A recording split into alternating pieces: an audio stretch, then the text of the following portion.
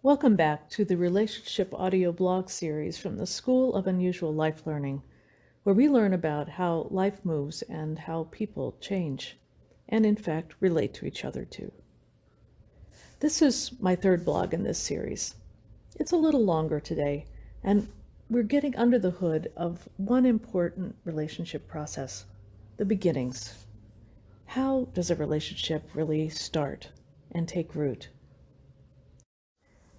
In the first two blogs, I introduced some basic relationship ideas that even though these things we call relationships are invisible, they are so rooted in our bodies, they actually have a kind of anatomy and physiology, and they affect our bodies.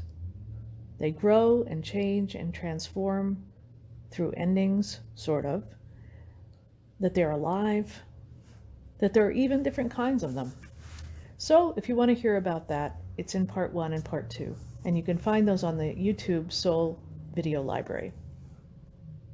Today, as I said, we want to talk about igniting what at least seems to be a new relationship, one that has longevity, a sense of purpose, and at least some ability to endure and bring mutual satisfaction.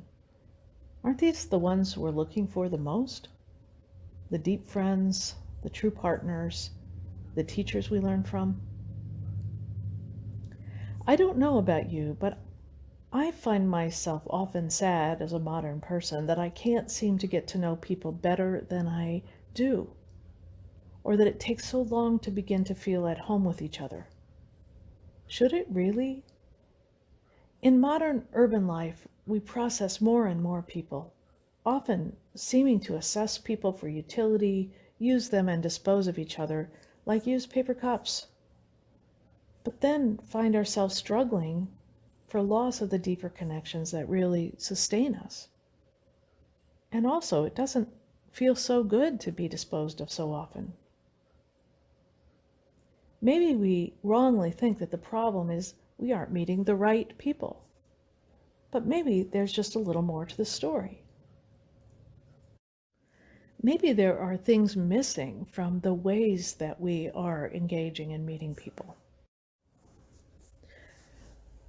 In the classes that I teach, students often kind of fall in love with each other, and they easily see each other's beauty. I don't mean romantically. It's just that, they don't have a hard time enjoying each other. Is it just because they are special people? Well, maybe. But maybe there's also a different context, and maybe we're taking care of the process of connection in certain ways, like gardeners do. So let's take a look at this. How do we learn to form relationships just a little better and stay in them a little longer? And there are two parts of this that I'm going to talk about today, and probably more I'm going to talk about next time. But today I want to talk about that there's a possibility of a start before the start that we have to pay attention to, and something that actually moves us toward a meaningful relationship. And the second is that there are things to do in the ignition of the relationship, let's just say, or the planting of the seed. We could call it welcoming the friend. And that is something like curiosity, mirroring, patient tending, being that gardener of that tender seedling with no agendas about what it needs to become. So let's start with the question, where does a relationship come from? Where does it start? In many traditions, people talk about relationships that endure from lifetime to lifetime in reincarnation cycles, and that's a real possibility. But I'm not trying to get anybody to believe that, only to see that sometimes there is something before the beginning of something. And there are those people that we meet that we feel we've known before. Now, in the old days, before technology, we surely would have made our first conscious contact with each other with our eyes, or maybe our voice. Or we might have watched each other, perhaps from a distance, for some time, tracking gestures, getting a sense of the life within somebody. Perhaps we might be drawn closer to, moving toward, making eye contact as the next thing, and then speaking. There would be a kind of progression. If you look carefully, you can see that this follows our own relationship development in early life. It has a pattern. Now technology changes up the order of things. It's less visceral, but our organism itself was evolved to see first, advance toward, perhaps speak, hear, and then, if that goes well, perhaps connect through the heart, feeling just general affection or attraction, no agendas. Now imagine we are meeting someone in physical space for the first time. How do we get to that place in the first place so that that rather holy process can begin? We have to manage to get there in each other's frame of reference. And maybe this physical meeting or first sight is not the first step. Remember that most essential relationship I talked about in part 2? That our connection to nature, God, universe, cosmos is our most primal connection. I've come to think that the most important meetings in our lives are governed by that flow that brings us into each other's presence in the first place. It has an intelligence of its own, and it's possibly not random, and it has a mystery to it. Ever felt that tug to just do something you could not explain just before you met somebody significant? The chance meeting, or the strange choice you made to go here that night instead of there? We could call that thing what moves us toward before we're even consciously aware of the other. We could call it the divinity of our relationship. It's not governed by our will or thoughts, not by our profile pictures or our bank account. It's something that lives within us and guides us to people we need to connect to. And our conscious minds usually know nothing about that. So for me, this is the ground of all relationship that starts in self-contact, in our grounding in our most essential relationship with what's divine and holy and grounded in us. And I don't think we pay enough attention to that preparation before we begin to move toward others. We could call it guidance. So let's say we manage to get into the presence of a holy other with whom we might plant the seeds of a deeper relationship. This gets to part 2. We could say this is the welcoming the friend. How do you do it? Well, the first is honoring the divinity in the other and in the connection itself, even the small connections, not making a connection unimportant or utilitarian, and assuming friendship. But there's also this deep curiosity about the other that's necessary, and the time that we might just ask the question, who are you? I want to share 2 of my own stories about the power of beginnings.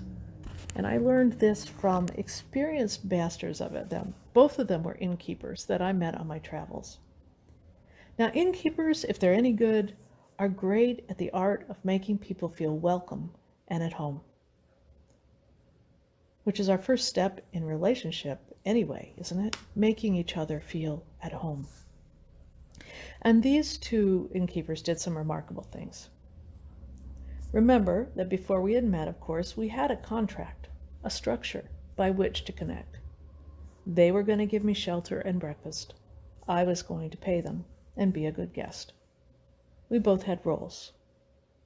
And we could have stopped there, and I would have had any other Motel 6 experience. But they did something more that deeply moved me. That was particularly that they offered curiosity, deep seeking. They tried to understand my longing and why I was there. And not less importantly, they offered me feedback on what they saw in me, which helped me know myself. The first meeting was about 9 years ago. I was traveling in Turkey by myself, and I arrived in Konya, the home of Rumi, the poet, and I was staying at a dervish guest house. Now, the folks that ran this inn were really serious Sufis. and deeply spiritual people, and they knew how to make people feel welcome in the world, kind of as part of their spiritual practice. On the first morning, I arrived early and my room wasn't ready, but I was greeted on a soul level at the door like an old friend, and I was invited down to breakfast, kind of like, you've arrived. You who we don't know yet, but whom we are deeply curious about. I felt it immediately. I sat down with Mamet and another couple from the United States, who, if I had met them in an airport, we would surely have just ignored each other.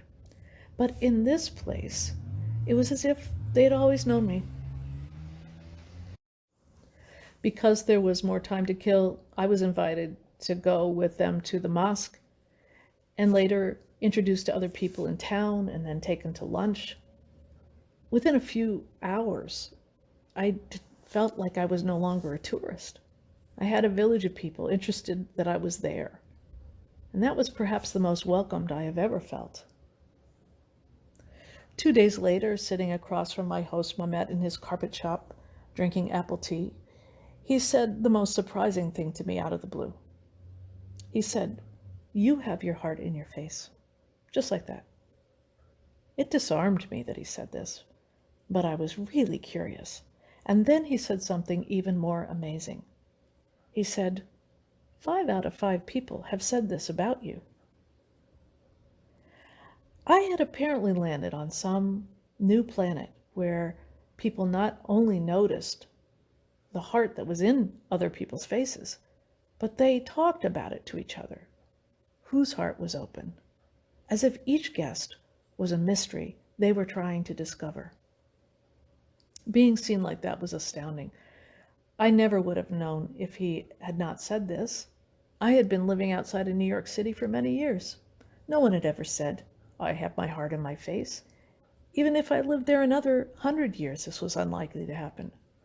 Because in large cities, people avoid eyes and armor their hearts so as to survive the volume of people that they encounter every day.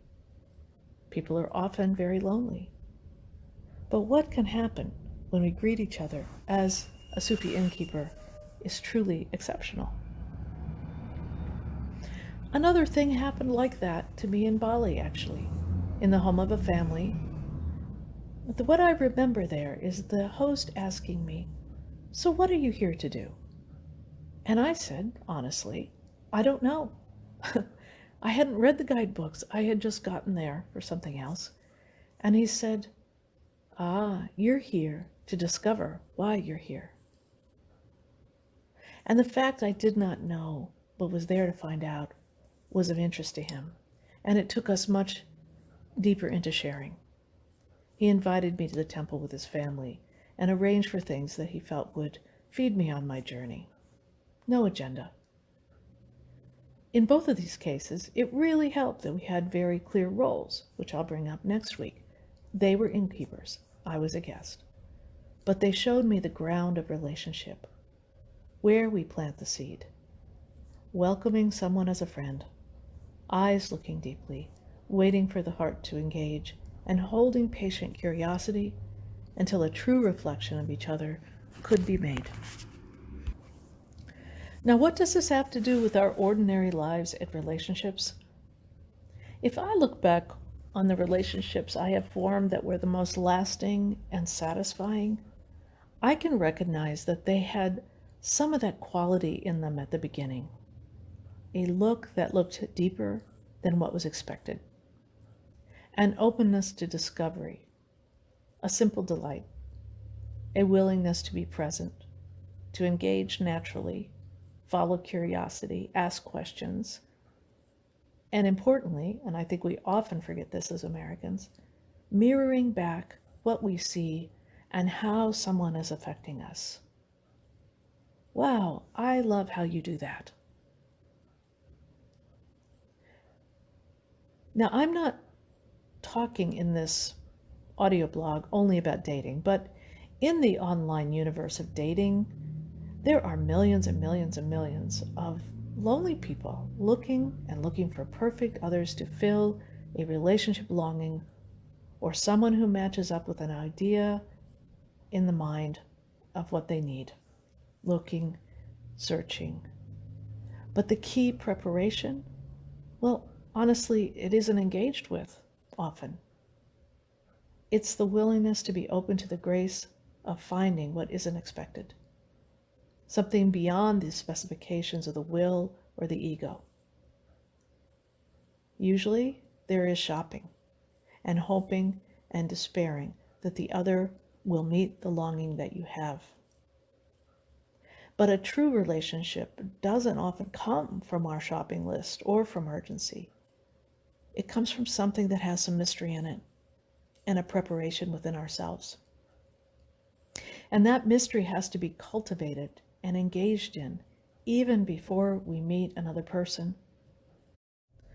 It is this mystery in ourselves and the place that really does not know much of anything, but is willing to find out and be changed, that does almost all the work. Next time, I'll go further and talk a little bit more about what happens after the heart has been kindled and the seed of relationship may have been planted. There's more. It goes a little further, and we will start to talk about roles and rhythms and the patterns that get set up. Thanks for listening today, and if this is what you enjoy thinking about, consider joining us for a SoULL program at some point. Registration ends for this year's program on May 1st. I look forward to hearing from you and having you back here next time. Thanks.